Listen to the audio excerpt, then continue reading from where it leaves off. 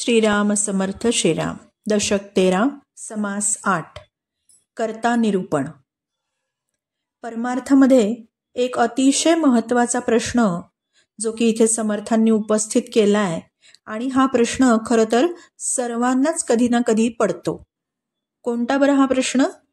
तर या विश्वाचा कर्ता कोण? आणि अगदी हौशीनी सर्वजण आपापली मतं धडाडीने देतात. म्हणजे कसं की जो तो आपापल्या श्रद्धेने आपलं उपास्य दैवताचं नाव सांगतो की पहा बरं, कोणी म्हणतो की नाही हे सगळं जे विश्व आहे ना ते गणपती निर्माण करतो. कोणी म्हणतो नाही, हे विश्व जे आहे ते नरहरी निर्माण करतो. कोणी म्हणतो छे, हे विश्व पांडुरंग निर्माण करतो. नाही रे, हे विश्व तुकाई निर्माण करते. कोणी म्हणतो सटवाई, कोणी म्हणतो माया निर्माण करते, कोणी म्हणतो ब्रह्मदेव निर्माण करतो, कोणी म्हणतो नाही विष्णू, कोणी म्हणतो नाही महेश. असं प्रत्येक माणूस स्वतःला आवडणाऱ्या देवतेचा अभिमान धरतो आणि ती देवता ते विश्व निर्माण करते असं मानतो. समर्थ ॲनालिटिकल आहेत. ते आधी अभ्यास करतात, ते प्रचिती घेतात, ते स्व अनुभव घेतात आणि मगच बोलतात. आणि त्यांचं ते बोलणं अनुमानाचं नसतं. ते आधी प्रमेय मांडतात, सिद्धांताद्वारे त्याची उकल करतात. कधी अन्वय तर कधी व्यतिरेकाने ते निर्णयाप्रत येतात. म्हणजे कसं? तर अन्वय म्हणजे हे आहे म्हणून हे आहे ही पद्धत. तर व्यतिरेक म्हणजे हे नाही असे नको, ते जे नको ते बाजूला सारणं आणि मग मूळ मुद्दा प्रगट करणं, हा व्यतिरेक. आता एक ॲझम्पशन धरून चालू की ब्रह्मा, विष्णू आणि महेश यांनी मिळून हे जग निर्माण केलं, या त्रिदेवांनी, असं मानून चाललं. तर मग ब्रह्मा, विष्णू, महेश हे तर पंचमहाभूतांपासून झाले. मग त्यांना कोणी निर्माण केलं?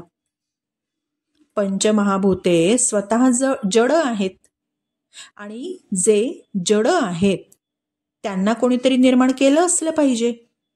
मग पंचमहाभूतांना कोणी निर्माण केलं?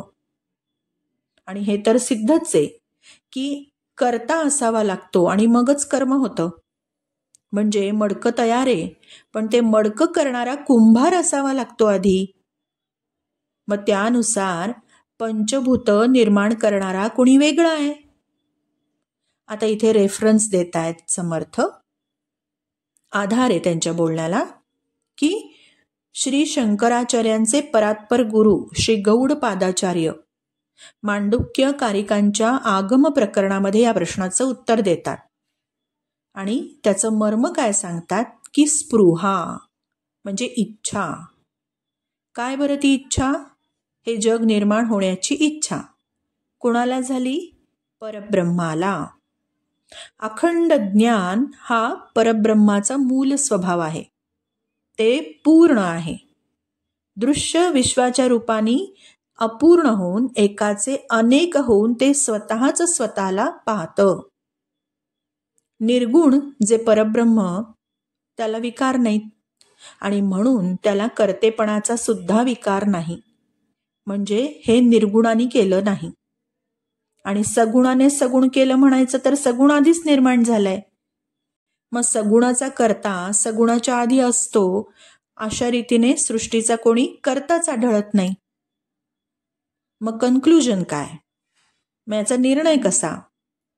मग या प्रत्ययावरून असं कळून येतं की ब्रह्मवस्तूकडून पाहिलं, म्हणजे परब्रह्माकडून पाहिलं, पॉइंट ऑफ व्ह्यूनी, परब्रह्माच्या पॉइंट ऑफ व्ह्यूनी पाहिलं तर सारं दृश्य विश्व लटकं आहे, खोटं आहे, भ्रम आहे. जे मुळात झालंच नाही त्याचा कर्ता कोण हे विचारणंच गैर आहे. आणि म्हणून हे विश्व स्वभावतःच निर्माण झालंय असं म्हणणं योग्य आहे. समर्थ म्हणतायत लटिक्याचा करता कोण, हे पुसणेची अप्रमाण. म्हणून हेची प्रमाण, जे स्वभावेची झाले. आणि जो विवेकी आहे तोच हे जाणतो. आणि पुढे समर्थ अजूनही म्हणतायत की अरे जे झालेची नाही, त्याची वार्ता पुससी काही. म्हणजे समर्थांसारख्याच ज्ञान सोपानाची परमावस्था गाठणाऱ्या परमपुरुषांनाच हा अजातवाद लक्षात येईल, कारण त्यांची ती अनुभूती आहे. आपल्यासारख्या सामान्यांना काही हे पटणारं शक्य नाही. हे जग झालं नाही असं आपल्याला वाटतच नाही.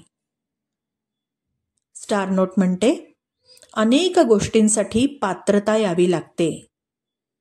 म्हणून संत म्हणतात, असं पटकन आपला विश्वास बसत नाही, म्हणून काय करावं, तर सदा संतापासी जावं. म्हणजे संताप नाही, संतांपाशी जावं, त्यांचे जवळी बैसावं.